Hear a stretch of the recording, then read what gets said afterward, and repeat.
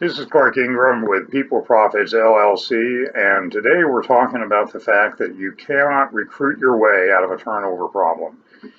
Every time I go into an organization, this is what I find, that they are doing little to nothing about reducing their employee turnover, that they are working full steam ahead. All their efforts are being put into recruiting, and they believe that somehow they're going to recruit their way out of their turnover problem, and they never do. I've never seen an organization actually do that, and there's reasons for that. One of the other things that I always hear when I first go into a company and I start doing my assessment on them and try and figure out what their issues are, is I hear the following quotes. We have tried this or that, and our turnover is unsolvable. It is what it is, and it's never going to change, etc. Or they say something like, that's just the way it is in our industry, organization, city, or state. Okay. And again, we're at our employee turnover is the same rate as the industry standard, and so all is well with the world. And generally, that's not true. The industry standard turnover is generally pretty ridiculous, especially if you compare it against the top two or three companies in your industry. Their turnover is almost always dramatically lower than the industry standard. The other thing that I hear from people when I first come into an organization is, quote, you can't understand because you're not an engineer or you're not a paramedic, you're not a truck driver, you don't know, because you're not an expert, you're not in that occupation, then you can't possibly know what's causing our turnover, etc. They will go into that's just the way it's always been, that and it is what it is, and we know because we've tried a couple of times, we've tried this and we've tried that, and it hasn't worked, and so therefore it is what it is, and it can't do it. So one of the things that I try to do is I try to tell people that organizations must come to grips with certain realities.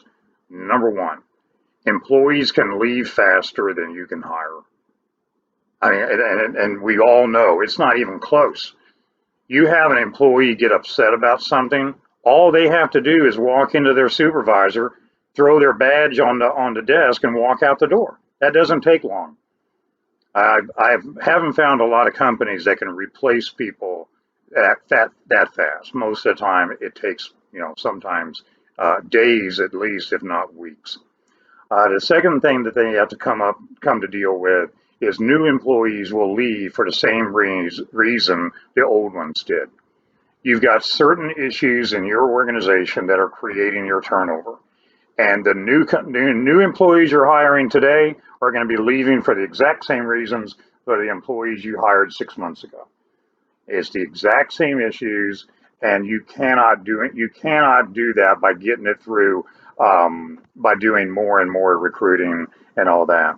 The last one, number three, the certain realities that organizations have to come to grips with. The cost of recruiting is higher than the cost of retaining.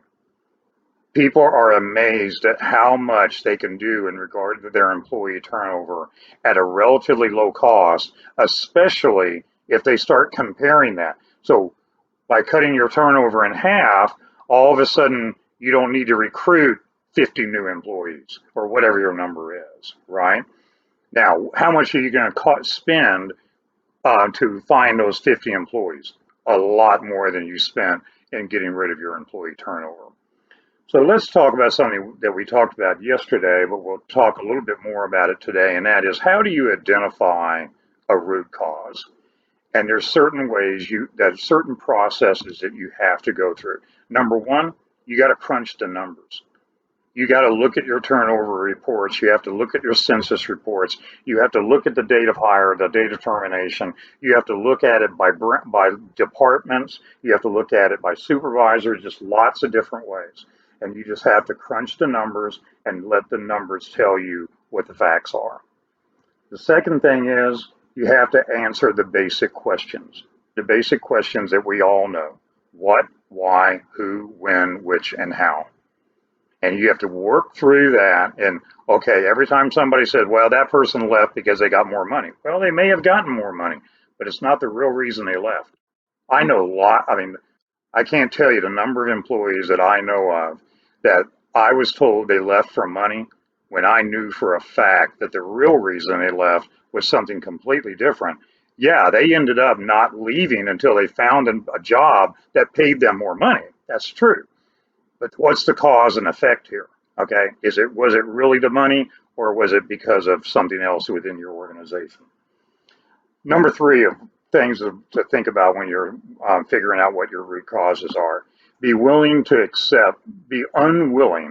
to accept the surface answers, because that's what you're going to get a lot. You're going to get a lot of surface answers like that. If we just gave everybody a 10% raise, our turnover would go away, and it never does. Okay, so you've got to be able to drill down and get beyond the first answers that you're given. Number four, look for the answers they don't want you to find. There's going to be a lot of supervisors who are going to be telling their boss, oh, this person left for more money, they left, blah, and all that. But they actually know one of the problems, and one of the problems may very well be them.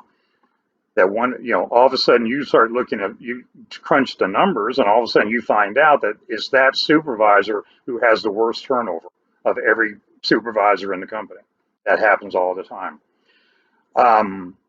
Look for trends and coincidences. I've always found, someone told me a long time ago that there's no real coincidence. Coincidences generally happen for a reason. And it's generally that root cause of thing that you need to be looking for to figure out, okay, why is it that we've got these two situations that look very similar to each other, maybe different supervisors, but different departments, but the situation itself looks amazingly identical. Okay. Number six, how are you going to deal with the very productive employee who is creating employee turnover? I see this happening in just about every single organization. They have an awesome employee. He gets a lot done. He or she gets a lot done. They're a great salesman or whatever they are, but at the same time, they're just burning employees very, very quickly, and they're costing you a lot more money than you think they're making you, and they're being very productive. So what are you going to do when you have that very, very productive employee, but you find out that he's creating a lot of the turnover in some department? Okay. This is the last thing I'd like to leave with you. The talent war cannot be won by an employer with high turnover. It's just that simple. They cannot win it. The really good people, and we'll talk about this someday, is the really good people are not going to work for a company that has high turnover. It's just that simple. They don't want to go work for those people. The other thing is, if you have high turnover, you are not in the talent war. You're not actually in the real war for the really good employees that are really productive, that are going to take you where you want to go. So that's it for today, and we appreciate it. Don't forget, People Profits LLC, we help people with their employee turnover and labor shortage and skills gap. Thank you.